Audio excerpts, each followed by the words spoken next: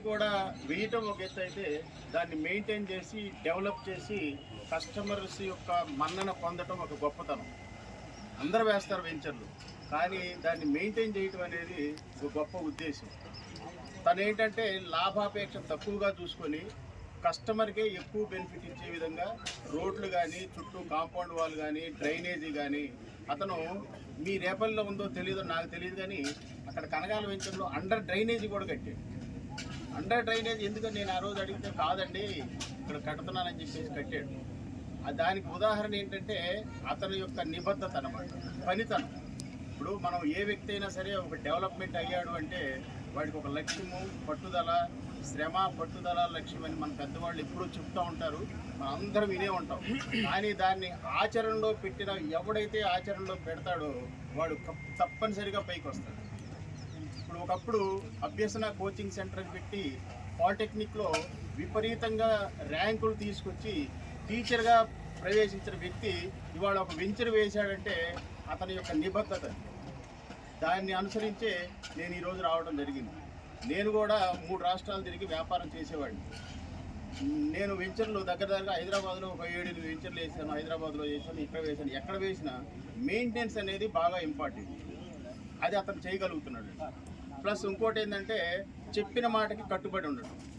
Real ఎస్టేట్లో మీ అందరికీ తెలుసు, మన తాతలు, పూర్వీకులు అందరూ కూడా భూమిని నమ్ముకుని ఎవరైనా పైకి వచ్చారు.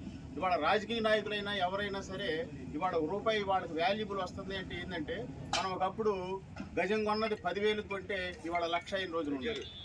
కాబట్టి భూమిని నమ్ముకున్న వాళ్ళు ఎవరైనా సరే భూమిని నమ్ముకుంటే పైకి వస్తారు అనే ఆలోచన మనందరికీ ఉంది. అందుకే మనం ఇక్కడికి వచ్చాం.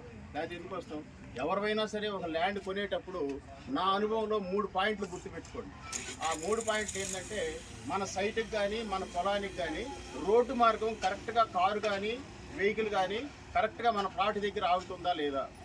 నెక్స్ట్ సెకండ్ పాయింట్, ఈ భూమి యొక్క డాక్యుమెంట్స్ కరెక్ట్గా ఉన్నాయా లేవా. 3వ పాయింట్ ఏంటంటే అండర్ గ్రౌండ్ వాటరు. ఈ 3 పాయింట్లు, వాటరు, డాక్యుమెంటు, రోడ్డు ఫెసిలిటీ, ఈ 3 కనుక మీకు ఎక్కడైతే ఎవరైతే ఇవ్వగలుగుతారో మీరు అడవులనైనా ప్లాట్ కొనండి, అది లక్షల రేటు పలికే ఉద్దేశం నా యొక్క అనుభవం అనమాట.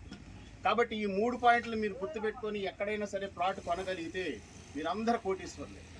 ఎందుకంటున్నానంటే ఇవాళ ప్రతి ఒక్కరు కూడా ఇదివరకు అప్పులు ఇస్తే ఎవరు ఇచ్చేవాడు, ఒకప్పుడు అప్పులు ఇచ్చేవాడు, ఇప్పుడు ఎవరు అప్పులు ఇవ్వట్లేదండి. ఎవరైనా కనబడితే నాకు 100 గజాల సైట్ కొని పెట్టండి అని వాళ్ళు ఎక్కువైపోయారు.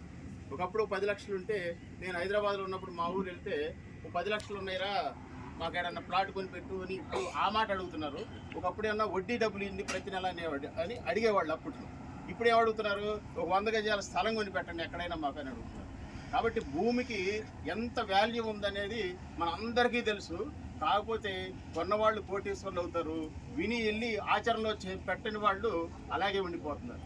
కాబట్టి దయచేసి మిత్రులారా, మీరందరూ ఇక్కడికి వచ్చిన వాళ్ళల్లో ఎవరికి ఎంత అవకాశం ఉంటే అంత ల్యాండ్ కొనుక్కోండి. మీకు ఎక్కువ డబ్బులు వస్తాయి, మా మాస్టర్కి బాగానే ఉంటుంది.